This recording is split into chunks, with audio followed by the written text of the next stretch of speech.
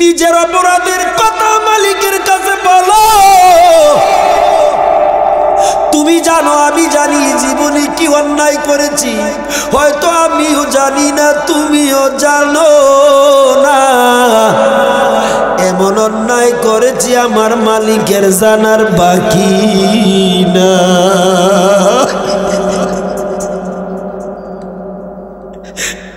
আল্লাহর রাসূল বলেন ওয়াইনুন বাকাত মিন খাশিয়াতিল্লাহ, যারা এভাবে নিজের অন্যায় অপরাধের কথা মনে করে কাঁদবে, মৃত্যুর কথা, কবরের কথা, মিজান সিরাত, জাহান্নামের কথা স্মরণ করে করে কাঁদবে। আদর করিয়া মানুষ আল্লাহ বানায়া,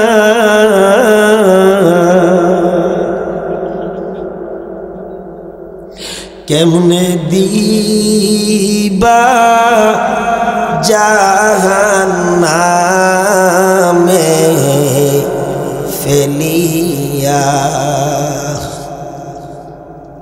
কেমনে দিবা জাহান্নামে ফেলিয়া। আল্লাহ বলে গোলাম, ও আমার গোলামেরা, আমার বান্দা বান্দিরা, তোমাদেরকে তো আমি জাহান্নামের জন্য বানাই নাই, তোমাদেরকে বানিয়েছিলাম আমার গোলামির জন্য। জমিনে আমার প্রতিনিধিত্ব করবে, কিন্তু তোমরা তা না করে নাফরমানি করে। তোমরা নাফরমানি করলে, নাফরমানিতে প্রতিযোগিতা করলে, আমার অবাধ্য হয়ে গেলে, ও আমার গোলামের দলেরা শোনো, তোমাদের মধ্যে অধিকাংশ নারী এবং পুরুষ, জিন এবং মানুষ জাহান্নামী হবে। বলে কেন হবে? লাহুম কুলুবুল লা ইয়াফকাহুনা বিহা, এই জন্য তারা জাহান্নামী হবে। তাদেরকে আমি অন্তঃকরণ দিয়েছি, ভালো মন্দ বোঝার ক্ষমতা দিয়েছি, ঠিক নেই? এমন একটা পার্স, এমন একটা যন্ত্র, এমন একটা দৌলত আমি তাদেরকে দিলাম,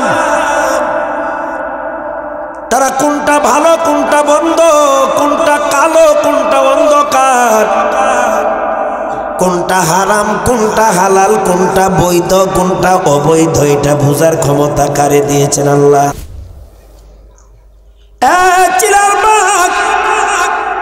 সোনার গায়ের মুগরা পাড়ার মুসলমান, একটা দৃশ্য আমি আজকে আপনাদের সামনে, এই এলাকার মাঝে, আমি জানি না কতটাই ইউনিট সেট করা হয়েছে, এতগুলা মাইকের মাধ্যমে আমি এই চিত্রটা তুলে ধরছি। যে যেখানে আছো শোনো কান লাগাইয়া, বিশেষ করে বাসা বাড়িতে অবস্থানরত মা বোনদেরকে বলছি, আপনারাও মনোযোগী হন। দ্বীনি অনুষ্ঠানে আজকে মুসলমান ইমানদারের সংখ্যা কম, মসজিদের সংখ্যা কম, মাহফিলেও কম। যাইয়া দেখো সোনার গায়ের মেলার মধ্যে কম না। কথা বলেন ঠিক না বা ঠিক? এই কথাই আল্লাহ বলেছে, ওয়ালাকাদ যারআনা লিজাহান্নামা কাসীরাম কাসীরাম মিনাল জিন্নি ওয়াল ইনস।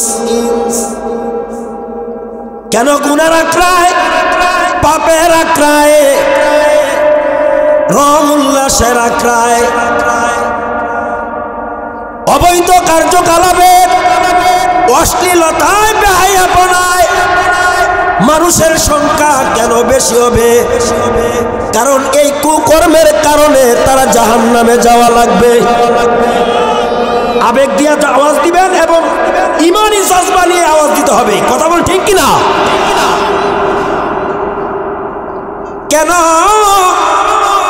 অশ্লীলতায় বেহায়া বানায় অন্যান্য জাতি সহ মুসলিম জাতির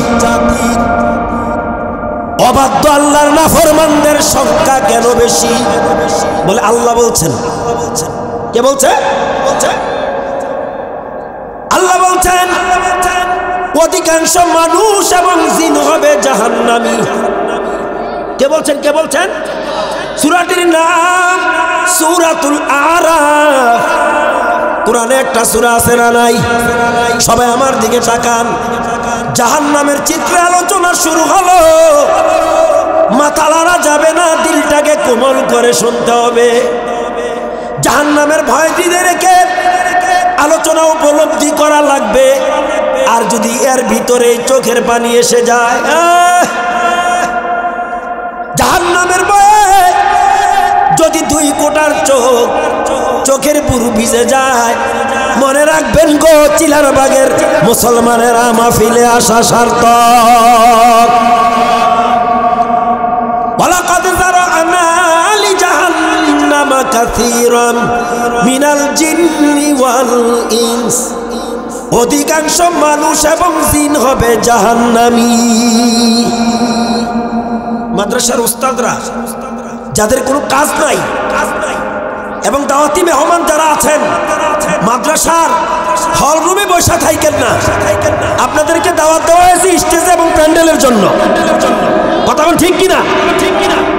দুঃখের সাথে বলছি, অনেকে দাওয়াত পায়, খাওয়া দাওয়া কইরে চইলা যায়। ঠিক নিও? আমি ঠিক কথা বলার জন্য তো স্টেজ তৈরি করা হয়েছে। কথা বল ঠিক কিনা? আমি উস্তাদদেরকে বলবো, এখানে অনেক ইমাম সাহেবেরাও দাওয়াতি মেহমান। দুর্ভাগ্যের বিষয় তারাও স্টেজে নাই। কথা কোন ঠিক কিনা?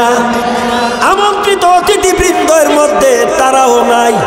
মনে হয় আমাদের ভাগ্য খারাপ এই জন্য। আর কি বলতে পারি বলেন? তাদের ভাগ্য ভালো, তারা আসতে পারে নাই। কথা বল না, তাদের কপাল ভালো, তারা আসতে পারে নাই। আমাদের ভাগ্য খারাপ, আমরা তাদেরকে পাই নাই। অধিকাংশ মানুষ এবং জিন হবে জাহান্নামী। এবার কেন তারা জাহান্নামী হবে এ কথা বলবেন কে? বলেন আল্লাহ। এই আয়াতের ভিতরে আল্লাহ বলছেন কেন অধিকাংশ জিন এবং মানুষ জাহান্নামী হবে। কারণ এই 2 জাতিকে তো আল্লাহ গোলামির জন্য বানিয়েছিলেন, ইবাদত করবে। জোরে কোন ঠিক কিনা? জিন এবং মানুষ জাতি কেন বানাইছিলেন আল্লাহ? মুরব্বীরা ওইদিকে তাকাইতেছেন নাকি? ওইদিকে কি আলোচনা তো শুরু হয়েছে জাহান্নামের চিত্র। কথা কোন ঠিক কিনা? হাসা যাবে না, কারণ জাহান্নামের কথা শুনলে মানুষ হাসে। জাহান্নামের কথা শুনলে হাসে। কারণ জাহান্নাম বড় খারাপ জায়গা, জাহান্নাম বড় মন্দ জায়গা, জাহান্নাম বড় নিকৃষ্ট ভয়ঙ্কর জায়গা। কথা কোন ঠিক কিনা? সেই জন্য জাহান্নামের ভয়ে মানুষ হাসবে না কাঁদবে? জোরে বলেন। যেই মানুষ এবং জিন আল্লাহ তার গোলামির জন্য বানিয়েছেন। মা খালাকাতুল জিন্না ওয়াল ইনসা ইল্লা লিয়াবুদুন।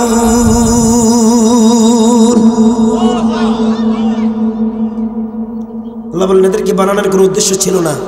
উদ্দেশ্য শুধু তারা আমার গোলামি করবে। আমাদের পূর্বে জিন জাতিকে প্রেরণ করা হয়েছিল। তারা যখন নাফরমানি শুরু করলো, আল্লাহ ধ্বংস করে দিয়েছেন ফেরেশতা দিয়ে।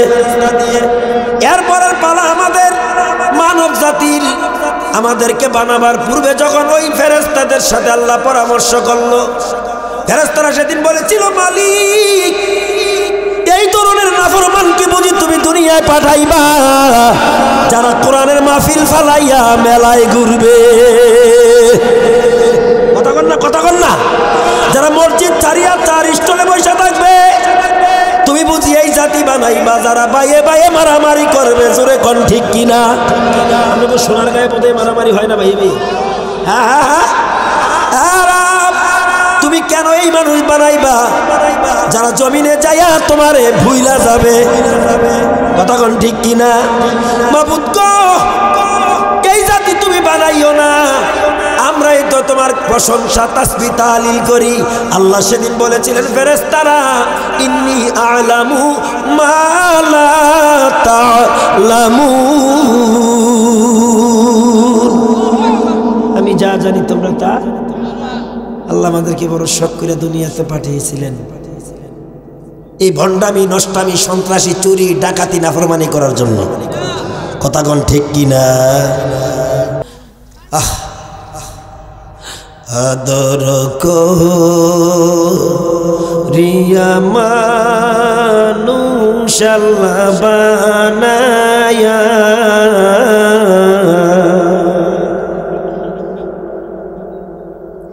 কেমনে দিবা জাহান্নামে ফেলিয়া, কেমনে দিবা জাহান্নামে ফেলিয়া। আল্লাহ বলে, গোলাম,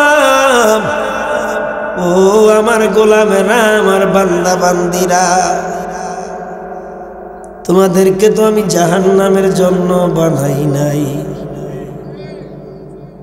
তোমাদেরকে বানিয়েছিলাম আমার গোলামির জন্য। জমিনে আমার প্রতিনিধিত্ব করবে, কিন্তু তোমরা তা না করে নাফরমানি করে। তোমরা নাফরমানি করলে, নাফরমানিতে প্রতিযোগিতা করলে, আমার অবাধ্য হয়ে গেলে, ও আমার গোলামের দলেরা শোনো, তোমাদের মধ্যে অধিকাংশ নারী এবং পুরুষ, জিন এবং মানুষ জাহান্নামী হবে। বলে কেন হবে? লাহুম কুলুবুল লা ইয়াফকাহুনা বিহা, এই জন্য তারা জাহান্নামী হবে। তাদেরকে আমি অন্তঃকরণ দিয়েছি, ভালো মন্দ বোঝার ক্ষমতা দিয়েছি, ঠিক নেই? এমন একটা পার্স, এমন একটা যন্ত্র, এমন একটা দৌলত আমি তাদেরকে দিলাম, তারা কোনটা ভালো, কোনটা বন্ধ, কোনটা কালো, কোনটা অন্ধকার, কোনটা হারাম, কোনটা হালাল, কোনটা বৈধ, কোনটা অবৈধ, এটা বোঝার ক্ষমতা কারে দিয়েছেন? আল্লাহ। জবাব দেন, জবাব দেন, জবাব দেন। আমি তোমাদেরকে সেই সেন্স, বিবেক, অন্তর, কলব দান করেছিলাম, সে আকল দিয়া তোমরা বিবেচনা করবে, মন্দটা পরিহার করে ভালোটা গ্রহণ করবে। কিন্তু দেখা গেল রে গোলাম, তোমাদের মধ্যে অধিকাংশ মানুষটা মন্দটাই গ্রহণ করে, ভালোটাই কি করে? পরিহার করে। এই কারণে তারা জাহান্নামে যাওয়া লাগবে, আর তাদের সংখ্যা হবে বেশি। এরপর আল্লাহ বলেন, ওয়ালাহুম আযানুন লা ইয়াসমাউনা বিহা, আমি তাদেরকে শ্রবণ শক্তি দিয়েছি, এই কর্ণ দ্বারা তারা আসমানি কিতাব শুনবে। সুবহানাল্লাহ। তারা পয়গম্বরদের বাণী শুনবে, উলামায়ে কেরামের জবান থেকে তারা কোরআন শুনবে, হাদিস শুনবে, তারা ভালো কথা শুনবে, ভালোর দিকে তারা ধাবিত হবে, অনুপ্রাণিত হবে। কিন্তু দেখা গেল উল্টা, তারা ভালো কথা শোনে না, তারা মন্দ কথা শোনে, মন্দ পথে চলে, এই জন্য তারা জাহান্নামী হবে, আর তাদের সংখ্যা হবে আধিক্য। জোরে কোন ঠিক কিনা? এরপর আল্লাহ বলেন, ওয়ালাহুম আয়ুনুল লা ইউবসিরুনা বিহা, আমি তাদেরকে দৃষ্টি শক্তি দিয়েছি, তারা আমার দেয়া দৃষ্টি দিয়ে আমার সৃষ্টি দেখবে, আমার কুদরত দেখবে, তারা আমার পরিচয় লাভ করবে, তারা আমার দেয়া দৃষ্টি শক্তি দিয়ে ভালো পথে চলবে, ভালো কাজ করবে, ভালো জায়গায় যাবে, কিন্তু দেখা যায় তারা ভালো কাজ করে না, ভালো জায়গায় যায় না, কিন্তু তারা মন্দ জায়গায় যায়, মন্দ জিনিস দেখে। জোরে কোন ঠিক কিনা? এই জন্য তারা জাহান্নামে যাওয়া লাগবে, আর তাদের সংখ্যা হবে সর্বাধিক। আল্লাহ বলে শুধু সর্বাধিকই হবে না, উলাইকা কাল আনআম। এবার আল্লাহ তাদের চরিত্র তুলে ধরছেন, তাদের বৈশিষ্ট্য তুলে ধরছেন। জোরে বলেন কে? এই কিশোরেরা, কিসের কথা বলো? তোমাদের তো ভাগ্য ভালো, মিয়া কোরআনের মজলিসে আসছো।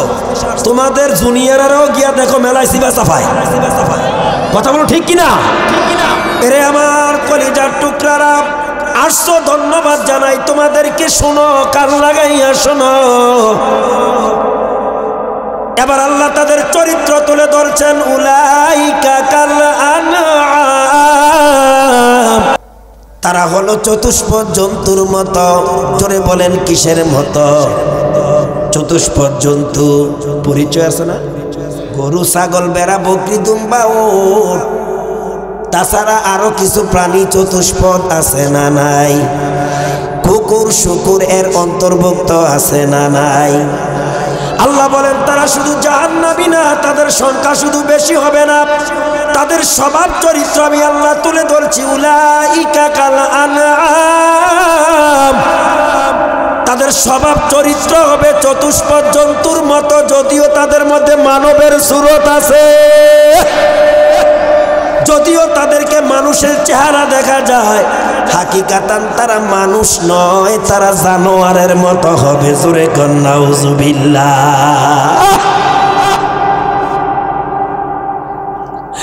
এরপর আল্লাহ বলেন শুধু না রে, এরা শুধু চতুষ্পদ জন্তুর মতো না, বালহুম আবাল, এরা জানোয়ারের চেয়েও আরো খারাপ। জবানটা খুইলা বলেন না নাউজুবিল্লাহ। আর একটু জোরে বলেন না নাউজুবিল্লাহ। ও মানুষ, ও সোনার গায়ের সোনার মানুষেরা কই গো? আল্লাহ বলে বালহুম আবাল, তারা চতুষ্পদ জন্তুর চেয়ে আরো খারাপ।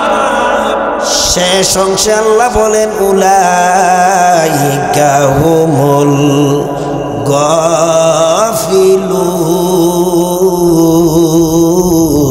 গাফিলুন। এরা হবে অলস, এরা হবে শৈতল্যপরায়ণ, এরা এই ভয়ঙ্কর মেসেঞ্জার বক্তব্য আল্লাহর কোরআনের বাণী শোনার পরও এদের মধ্যে সতর্কতা আসবে না, এরা সাবধান হবে না, আর এদের চিরস্থায়ী ঠিকানা হবে জাহান্নাম। আর তাদের সংখ্যা হবে, জোরে বলেন, বেশি না কম? তবে একটা আশার বাণী আবার আপনাদেরকে না শোনাইলে নয়। আশার বাণীও আল্লাহ শুনিয়েছেন, পয়গম্বর শুনিয়েছেন। আল্লাহর পয়গম্বর বলেন হুররিমাতিন নারু আলা সালাসাতি আয়ুনিন। এই মানুষের মাঝে আবার 3 শ্রেণীর চক্ষুওয়ালা মানুষের জন্য সেই জাহান্নামের আগুন হারাম। বাসা থেকে চাই না পারবা? এটা তো ওখান থেকে আস্তে আস্তে এখানে আসার আগে বরফ হয়ে যাবে। কথা এখন ঠিক কিনা? ঠিক কিনা? ফ্লাক্স আনতে হবে। বলেন এবার কয় শ্রেণীর মানুষের? জোরে বলেন।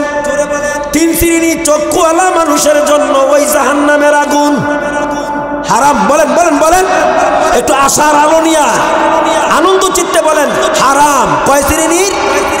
3 শ্রেণীর চক্ষুওয়ালা মানুষের জন্য আবার ওই জাহান্নাম হারাম। মালিকের কাছে ফরিয়াদ আল্লাহ, এই 3 চক্ষুওয়ালা মানুষ আমাদেরকে বানাও। বলেন আমিন। আরো জোরে বলেন, আর একটু জোরে বলেন। এখনো কিন্তু আপনাদের মধ্যে পূর্ণাঙ্গ সতর্কতা জারি হয় নাই, এখনো কিন্তু আপনারা বি কেয়ারফুল হয় নাই, এখনো কিন্তু মনোযোগটা ক্লিয়ার হয় নাই, যেহেতু এখন আল্লাহর গোলামের আসতেছে। কথা কোন ঠিক কিনা? যারা পূর্বে এসেছেন আপনারা বড় ভাগ্যবান, আপনারা বড় সার্থক, আপনারা বড় কপালওয়ালা। হযরত শাদ্দাদ ইবনে আউস আল্লাহর নবীর একজন সাহাবী, তিনি আল্লাহর নবী থেকে হাদিসটা বর্ণনা করেন। عن شداد بن عوس رضي الله تعالى قال قال رسول الله صلى الله عليه وسلم حرمت النار على ثلاثة أعين عين بكت من خشية الله وعين سهرت في سبيل الله وعين غضت عن محارم الله أو كما قال عليه الصلاة والسلام حضرت شداد بن عوس রাদিয়াল্লাহু তাআলা আল্লাহর পয়গম্বর সরকারে দো আলম থেকে হাদিসটা বর্ণনা করেন। তিনি বলেন, ও নবীর উম্মতের আল্লাহর গোলামের নরনারীরা, যদিও অধিকাংশ মানুষ এবং জিন জাহান্নামী হবে, এর মধ্যে আবার 3 শ্রেণীর চক্ষুওয়ালাদের জন্য জাহান্নামের আগুন হারাম। 3 শ্রেণীর চক্ষুওয়ালা মানুষের জন্য জাহান্নামের আগুন হারাম। এর মধ্যে 1 শ্রেণীর চক্ষুওয়ালা হলো আইনুন বাকাত মিন খাশিয়াতিল্লাহ, যে চক্ষু আল্লাহর ভয়ে কান্দে। কার ভয়ে কাঁদতে পেরেছি? আমিও পারি নাই, আপনারাও পারি না। আইনুন বাকাত মিন খাশিয়াতিল্লাহ, যে চক্ষুগুলো আল্লাহর ভয়ে ক্রন্দনা করে, আল্লাহর ভয়ে কাঁদে। কার ভয়ে? কার ভয়ে? কার ভয়ে? তুমি যদি মাফ না করো বান্দারে, কিভাবে বলবেন? কিভাবে? এভাবে বলবেন, রব্বানা যালামনা আনফুসানা ওয়া ইল্লাম তাগফির লানা ওয়া তারহামনা লানাকুনান্না মিনাল খাসিরিন। আসামি বানান না নিজেরে, আসামি বানান, আসামি। রব্বানা, হে আমাদের রব, যালামনা, আমরা জুলুম করেছি, অন্যায় করেছি, অপরাধ করেছি, আনফুসানা, আমাদের নিজেদের উপর, ওয়া তারহামনা,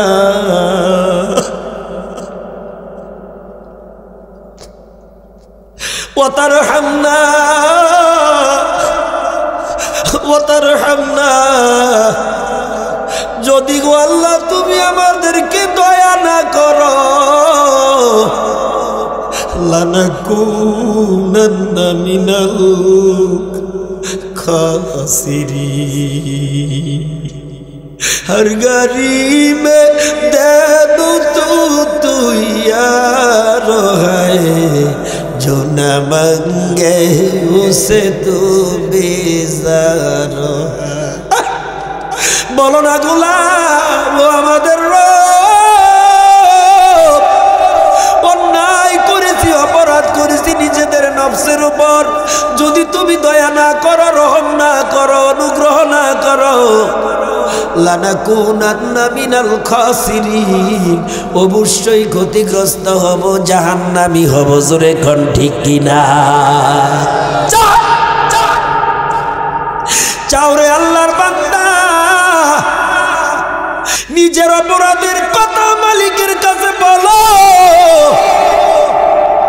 তুমি জানো, আমি জানি জীবনে কি অন্যায় করেছি, হয়তো আমিও জানি না, তুমিও জানো না। এমন অন্যায় করেছি আমার মালিকের জানার বাকি না।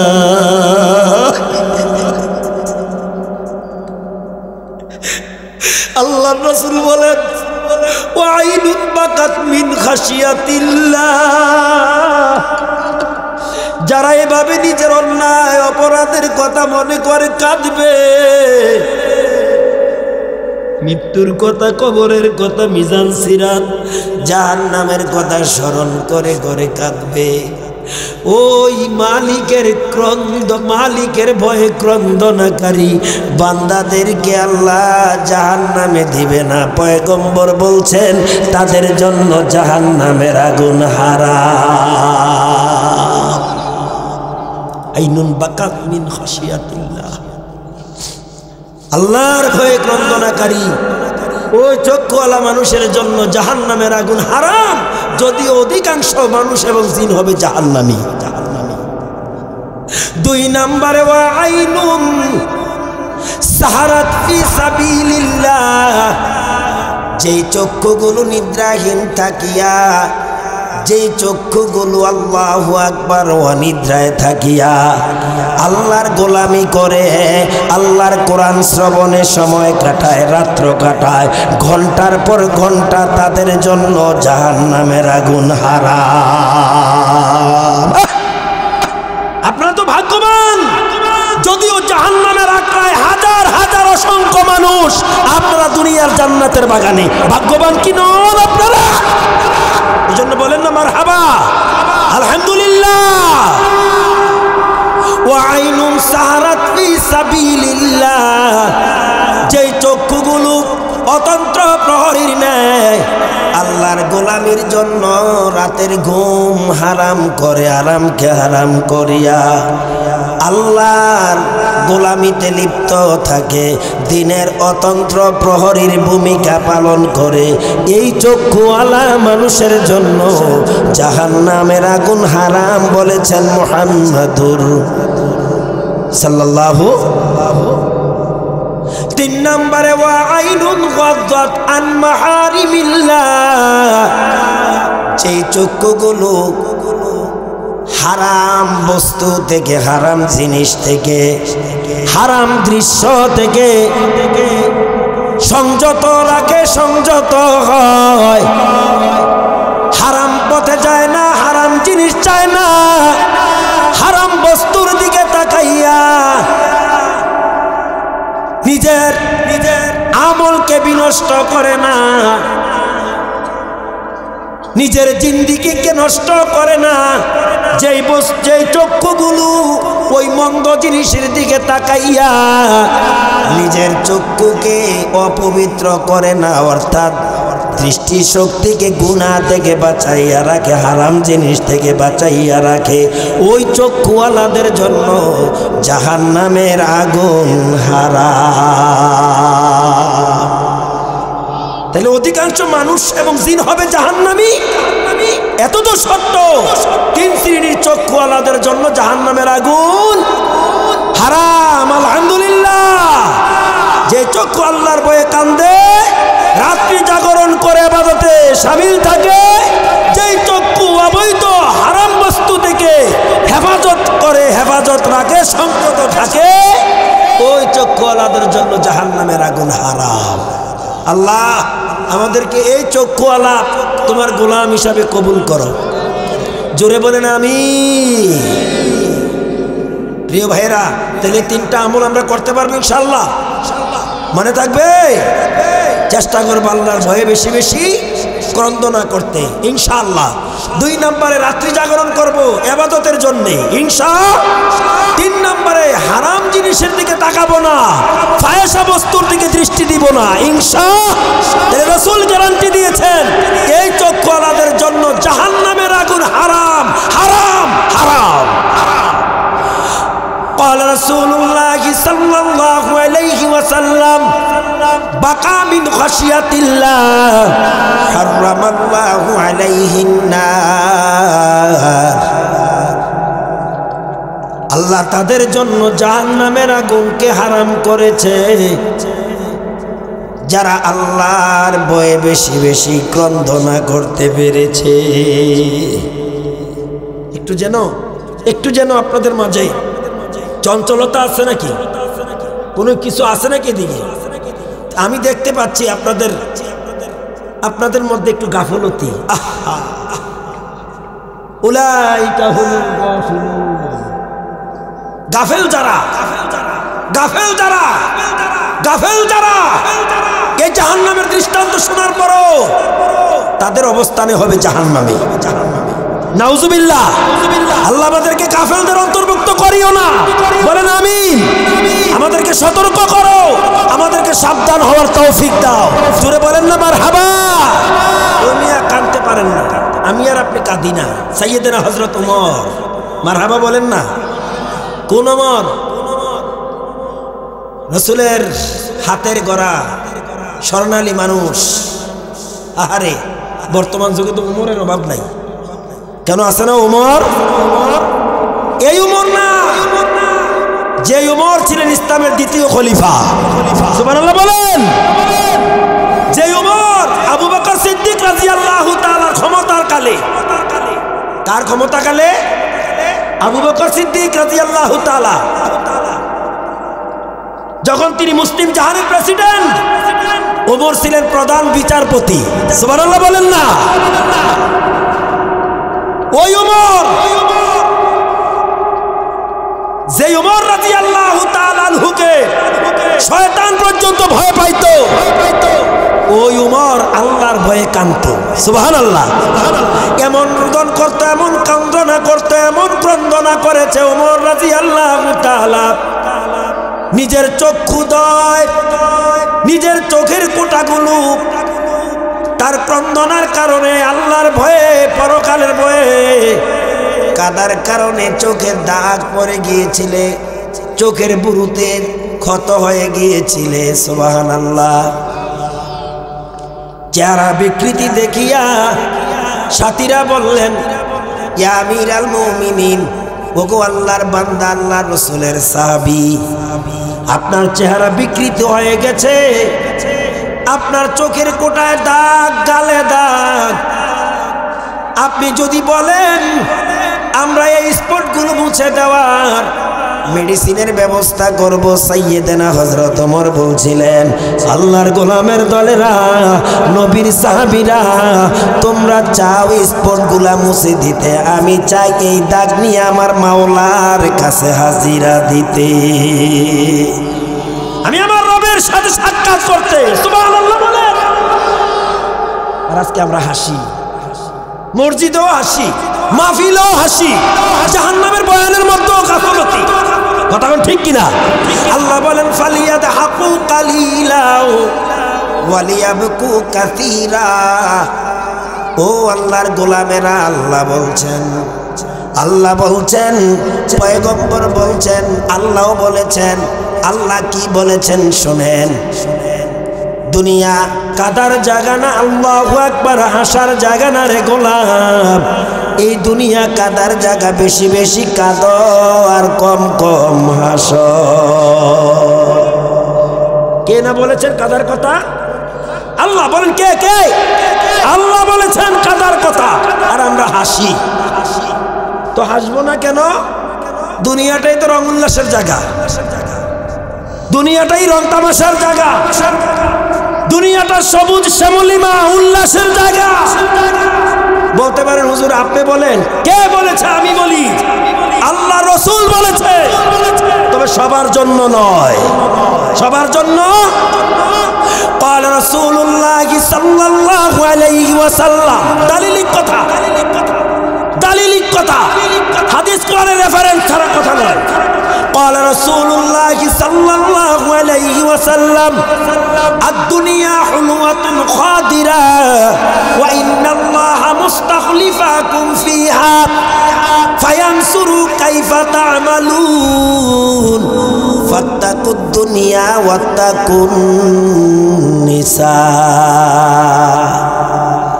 وإن أول فتنة بني إسرائيل كانت في النساء أو كما قال النبي عليه الصلاة والسلام। নবীজি বলেন দুনিয়া হুলওয়াতুন খাদিরা, দুনিয়াটা হলো আনন্দ উল্লাসের জায়গা, সবুজ শ্যামলিমা রং উল্লাসের জায়গা। গিয়া দেখেন আপনারা জাদুঘরের সাথে কাছে কাছে, ভিতরে যাই না, গিয়া কাছে দেখেন। আপনাদের মাহফিলে তো শুধু জান্নাতের বাগানে পুরুষ, তবে সব পুরুষ না, কিছু পুরুষ। সেখানে শুধু পুরুষ না, আরো কিছু আছে।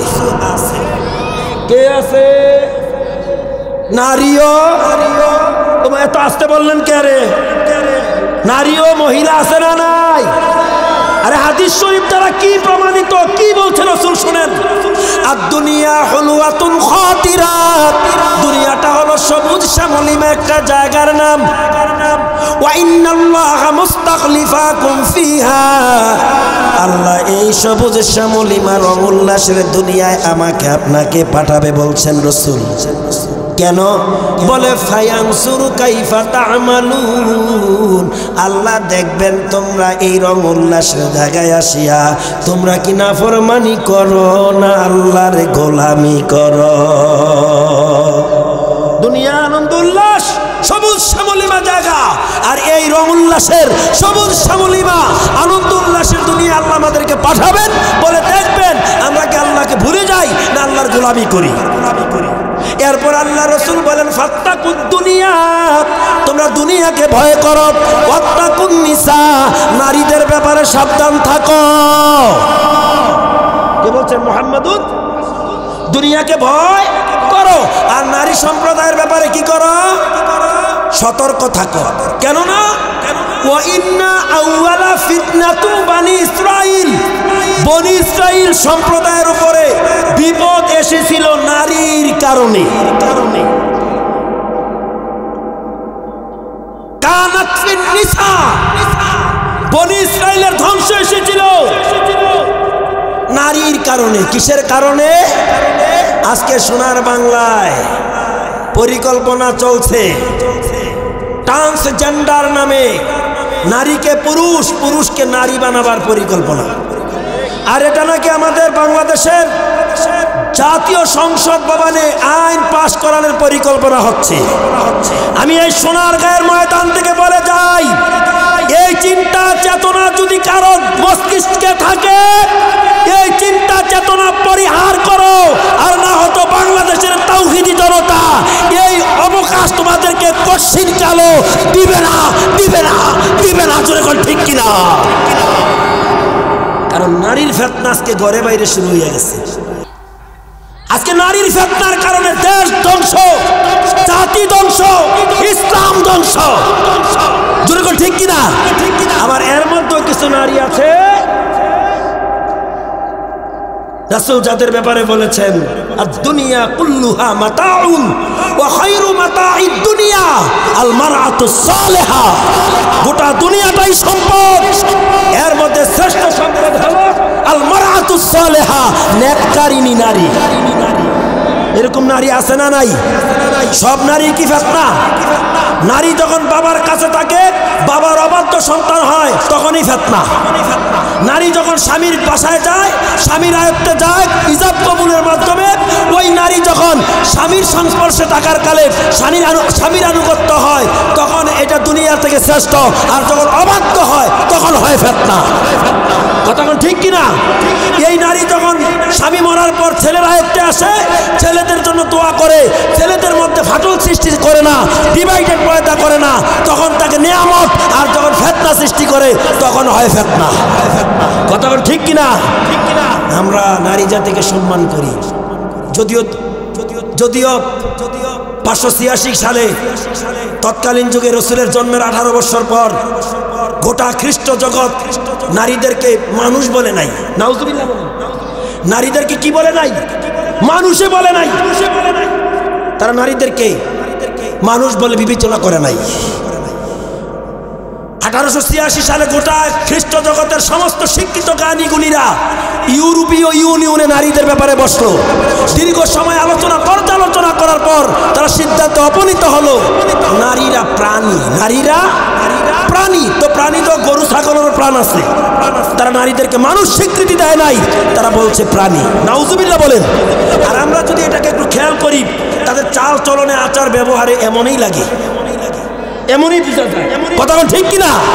তবে তাদেরকে ইসলাম সবচেয়ে অগ্রাধিকার দিয়েছেন, সম্মান দিয়েছেন। যেরকম ঠিক না? ঠিক। এই নারী সত্যিকারের নারী, দিনদারিনী নারী, মুত্তাকিনা নারী, সালেহা, শাকেরা, আবেদা, খালেসা, ওয়ালিয়া, জাকেরা বানাইয়া তোলবার জন্য এই রাহে জান্নাত মহিলা মাদ্রাসার মতো বাংলাদেশে অসংখ্য মহিলা মাদ্রাসা পয়দা হয়েছে। কথা কোন ঠিক কিনা? আজকে সেই মাদ্রাসার উদ্যোগে এই মাহফিল। আলহামদুলিল্লাহ, জোরে বলেন আলহামদুলিল্লাহ। যদি দুনিয়ার মধ্যে শ্রেষ্ঠ সম্পদে নারীদেরকে পরিণত করতে চাই, আমাদের মেয়েদেরকে, তাহলে দিন শিক্ষা দিই। যদি দিন শিক্ষা না দেই, তাহলে সোনার গায়ের এই জাহান্নামের মেলার মতো তুমি বাবা মাকে বাসায় রাইকা মাইয়া এই জাহান্নামের মেলায় ঘুরবি। কথা কোন ঠিক কিনা? আর যদি দিনের ছোঁয়া তার কলিজায় থাকে, এটা জাহান্নামের আঁকড়ায় যাবে না, এটা বাসায় থাকবে, নামাজের জানাজায় পাওয়া যাবে, এটা আল্লাহর গোলামির মধ্যে লিপ্ত থাকবে। জোরে কোন ঠিক কিনা? আমার ভাইয়েরা, আজকের মাহফিলের প্রধান আলোচক আমাদের শ্রদ্ধাভাজন আল্লামা মুফতি আব্দুল মোমেন সাহেব ইতিমধ্যে এসে গেছেন। আমি এক্ষুনি মাইক ছেড়ে দেব। যেহেতু আমাকে ইতিপূর্বে সিগন্যাল দিয়েছেন, আমি কিন্তু প্রস্তুত। আমি প্রস্তুত। দ্বিতীয় সিগন্যাল দেওয়া না আমার ভাই হামিম সাহেবকে। আমি এটা তো মোহাব্বতের বহিঃপ্রকাশ, বন্ধুর সাথে বন্ধুর সম্পর্ক আছে না, সেই কারণে এখানে অভিমান করার কোনো বিষয় না, এটা অভিনয়। অভিমান নয়, বাট অভিনয়। অভিনয় তো তার সাথে চলে যার সাথে মহাব্বতের রিলেশন আছে। কথা ঠিক কিনা? আমরা তো শাসন করা জানি, কিন্তু মহাব্বত করা জানি না। শাসন করার মধ্যে আমরা এক্সপার্ট, কিন্তু আদরের মধ্যে আমরা অনেক কষ্ট করে প্রতিষ্ঠান ভাড়াটিয়া দালান থেকে এখন নিজস্ব প্রতিষ্ঠানে আনয়ন করেছে। আল্লাহ যেন আরো উন্নতি, আরো তারাক্কি নসিব করেন, বলেন আমিন। এর মধ্যে আপনারাও তার সাথে সহযোগিতা থাকতে হবে। পরামর্শ দেন না আপনারা? মাঝে মধ্যে খোঁজ খবর নিবেন না? নিবেন। জীবনে কোনো অর্জন করতে পেরেছেন না পেরেছেন, একটা দিনই প্রতিষ্ঠানের সাথে সম্পৃক্ত থাকবেন, বলেন ইনশাআল্লাহ। আমি জানি না আপনারা আমার কথার প্রতি কেমন মূল্যায়ন করবেন, আর আমার কথার প্রতি আলেম ওলামাদের কথার প্রতি সবাই তো মূল্যায়ন করবে না, কারণ নবীর যুগে তো করে নাই, রসুলের যুগও করে নাই। আমি কি একটা দৃষ্টান্ত দেব দিয়ে আলোচনা শেষ করবো? আমাকে একটা টোকেন দাও। কত মিনিট সময় আছে আমার সামনে? পরিচালক কোথায়? পরিচালক নাই। রসুলের জামানায় আল্লাহর নবীর মসজিদ থেকেও গার মুড়ে চলে গেছে। এরা কিন্তু সাহাবী ছিল না, এরা লেবাসদারি মুনাফিক ছিল। আজকের যুগে কি মুনাফিক নাই? আরে আগে তো ছিল হাতে গোনা কয়েকজন, এখন মুনাফিক ঘরে বাইরে মসজিদে। কথা কয় না? কথা কয় না? এক ভাই ইমানদার, আরেক ভাই মুনাফিক। মা মুমিনা, বাবা মুনাফিক, স্ত্রী মুমিনা, স্বামী মুনাফিক। বর্তমান সিচুয়েশনের কথা বলতেছি আর কি। আল্লাহ রসুলের কঠোর বার্তা, এমন একটা সময় আসবে মসজিদে ইমাম থাকবে কাফের, মুসল্লি থাকবে কাফের, মুতোয়াল্লি থাকবে কাফের, সেক্রেটারি থাকবে কাফের, একজন ইমামদার পাওয়া যাবে না, সবগুলা কাফের হয়ে যাবে। কে বলেছেন? কে বলেছেন? মুহাম্মাদুর। এই দিন আর বেশি দূরে নয়, অনেক কাছে, কাছাকাছি চলে এসেছে। আমি আপনাদের খেদমতে আরজ করে যাব, এই প্রতিষ্ঠানটা আপনাদের কাছে আমানত। বলেন বলেন, কি বলছি? আবার বলেন। আমানত হিসাবে দেখবেন, নিজেদের আয়ত্তের দৃষ্টিতে রাখবেন, খোঁজখবর নিবেন, ভালো মন্দ খোঁজখবর নিবেন, ফায়দা হবে, হবে নি? কেননা আমাদের মধ্যে অনেকে আছি মাদ্রাসায় পড়তে পারি না, মাদ্রাসায় এখন ভর্তিও হওয়া যাবে না, কিন্তু একটা মাদ্রাসার সাথে সম্পর্ক রাখবেন ইনশাআল্লাহ। মাদ্রাসায় নিজের জন্মের সন্তানদেরকে দিবেন। সন্তান মেয়ে না থাকলে প্রতিবেশী মেয়েদেরকে দিয়ে চেষ্টা করবেন। পারবো না ইনশাআল্লাহ? যদি প্রতিবেশী কোনো মেয়ে না থাকে, অসহায় কোনো মেয়ে যদি থাকে, এই মাদ্রাসায় দিয়া সহযোগিতা করবেন ইনশাআল্লাহ। এতে জাতির কল্যাণ হবে, সমাজের উপকার হবে, আমার মা বোনদের উন্নতি হবে মা বোনেরা যদি উন্নতি লাভ করতে পারে, দিনদারিনী হতে পারে, মুত্তাকিনা হতে পারে, ওই মুত্তাকিনা মায়ের গর্ভ থেকে নেককার সন্তান জন্ম হতে পারে। কারণ মা, আমার মা, আপনার মা, আপনাদের আমাদের মা, এর একটা ফাউন্ডেশন, এরা বীজ, এর একটা প্রজেক্ট। এদের গর্ভ থেকে সন্তান ভূমিষ্ঠ হয়। যদি বীজ ভালো হয়, এটার থেকে যেই উদ্ভিদ জন্মাবে সেটাও ভালো হবে। কথা বলেন ঠিক কিনা? বৃক্ষ যদি ভালো হয়, সেটা থেকে ভালো ফলের আশা করা যায়। কথা বলেন ঠিক কিনা? একটা প্রজেক্ট, এটার কর্মচারী যদি ভালো হয়, এটার থেকে ভালো বস্তু উৎপাদন হয়। ঠিক যদি কোনো মা জাতি দিনের ছোঁয়া পেয়ে দিনদারিনী, মুত্তাকিনা, আলেমা, হাফেজা, কারিয়া হতে পারে, এই মা কোনোদিন জাদুঘরের মেলায় ঘুরবে না, এই মায় ঘুরবে নামাজিদের মেলায়। কথা বল ঠিক কিনা? সুলতানুল আরিফিন মহিউদ্দিন আব্দুল কাদের জিলানী রহমতুল্লাহ আলাইহি, তিনি তো একটা মায়ের ঘরে জন্ম নিয়েছিলেন, যার নাম ছিল উম্মুল খায়ের ফাতেমা। উম্মুল খায়ের ফাতেমা। ছেলে যখন শিশুকাল বয়স মোটামুটি 9-10-এর মধ্যে, তাকে কোরআন শিক্ষার জন্য উস্তাদের কাছে নিলেন। নিয়ে বলতেছেন, হুজুর, আমি কিছু হাদিয়া তোহফা আপনাকে দিলাম, আমার ছেলেটাকে কোরআনের সাথে পরিচয় করাইয়া দেন। সুবহানাল্লাহ বলেন। দেখুন, মা যদি আলেমা হয়, মুমিনা হয়, ফলটা কত সুন্দর হয়, উৎকৃষ্ট হয়। হুজুর হাসি মুখে ছেলেটাকে কোরআনের সবক দিচ্ছেন। কোরআনের সর্বপ্রথম সূরাটার নাম কি? সূরাতুল ফাতিহা। কি আপনারা জানেন না কি? সূরাতুল, গোটা কোরআনের মুকাদ্দমা, ভূমিকা, ইন্ট্রোডাকশন, উম্মুল কোরআন, কোরআনের মা, এটার নাম হলো সূরাতুল। মহিউদ্দিন আব্দুল কাদের জিলানীকে সবক দিলেন। কই হুজুর, ইনশাআল্লাহ আমি এটা পারি। সুবহানাল্লাহ, আগামী দিন নাস্তার পরে কইয়েন। এরপরে নিলেন সূরা বাকারায়। কই হুজুর, এটাও পারি। আল্লাহু আকবার বলবেন না? 3 নম্বরে সূরা আলী ইমরানের সাথে পরিচয় করে দিচ্ছেন। কই হুজুর, এটাও আবার জানা আছে। ও সোনার গায়ের মায়েরা, সোনার গায়ের সোনার পুরুষেরা, কান লাগাইয়া শোনো। এবার সবক দিলেন কোরআনের 4 নম্বরের সূরা, সূরাতুন নিসা। কই হুজুর, এটাও তো আমি পারি। আল্লাহর বান্দা তার মাকে বললেন, ওগো আল্লাহর বান্দি, আমার পূর্বে কি আপনার সন্তানকে কারো কাছে কোরআনের সবক নিয়েছিলেন? না তো হুজুর। ছেলেকে বললেন, বাবা তুমি কারো কাছে পড়েছো? না হুজুর, পড়ি নাই। তো তুমি সূরা ফাতিহাও পারো, বাকারাও পারো, কোরআনের সবচেয়ে আয়াতের দিকে বড় সূরা 286 আয়াত। কেন তুমি সূরা ইমরানও পারো, নিসাও পারো, এই অভিজ্ঞতা অর্জন করলে কিভাবে? কয় হুজুর, আমার মায়ের মাধ্যমে।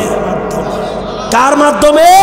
তাও মায়ের গর্ভে থেকে, উদরে থেকে। সুবহানাল্লাহ বলা যাবে কি রে ভাইয়া? এরকম মা হওয়ার দরকার আছে না নাই? যদি এই মা আমাদের মেয়েদেরকে বানাতে পারি, তাহলে সন্তানও মায়ের ওই রকমই হবে। কথা কোন ঠিক কিনা? ওই মায়েরা, ওই নারীরা দুনিয়াকে প্রাধান্য দিবে না, এরা দুনিয়ার শ্রেষ্ঠ সম্পদে পরিণত হবে। যেমন নবীর দরবারে একটা ঘটনা, অনেক বড়, বলার সময় নাই। এক সাহাবী আল্লাহর সন্তুষ্টির জন্য তার মদিনার একটা শ্রেষ্ঠ বাড়ি, 600 খেজুর গাছওয়ালা, একটা দৃষ্টিনন্দন পুকুর, একটা সুঠামুখ বাড়ি সহ আরেক ভাইয়ের উপকারের জন্য আল্লাহর সন্তুষ্টির স্বার্থে আরেক লোকের কাছ থেকে একটা খেজুর গাছের বিনিময়ে বিক্রি করে দিয়েছিলেন। মুসনাদে আহমদ, হযরত ইমাম আহমদ ইবনে হাম্বলের লিখিত কিতাব, যে কিতাবটা 40,000 হাদিস দ্বারা, কিতাবটার নাম মুসনাদে আহমদ, ওই কিতাবে এসেছে। শুধু রাসূলের কাছ থেকে এতটুকু স্বীকৃতি চেয়েছে, হুজুর আপনি প্রস্তাব দিয়েছিলেন, ওই লোক আপনার প্রস্তাবে রাজি হয় নাই। আপনি বলেছিলেন সে যদি তার খেজুর গাছটা তার প্রতিবেশী ভাইয়ের সুবিধার জন্য বিক্রি করে দেয় তার কাছে, তাহলে আপনি তার জন্য জান্নাতে একটা খেজুর গাছের জামিনদার হবেন। সে আপনার কথা শুনলো না, আপনার কাছ থেকে গার মোড়াইয়া চলে গেল। নাউজুবিল্লাহ বলেন।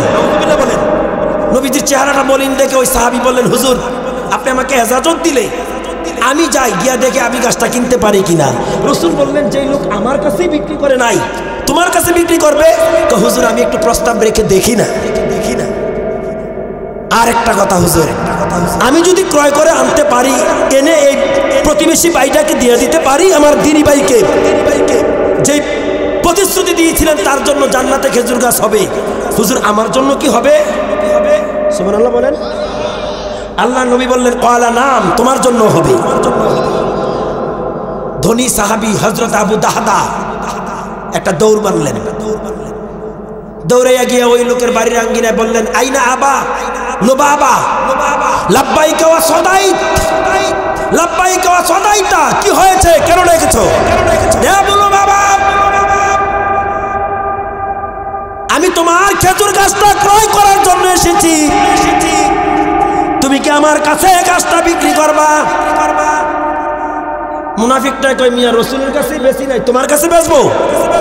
নাউজুবিল্লাহ বলতেন না? এতে কিন্তু রাসূলের দরবার থেকে গার ফাঁক দিয়ে চলে গেছে। দেখেন নামকো মাহফিলের চারপাশে তো লোক ঘুরে, সবাই কিন্তু মাহফিলে ঢুকতে পারেন। এই লোক রাসূলের জামানায় ছিল, আজকেও আছে, কিয়ামত পর্যন্ত থাকবে।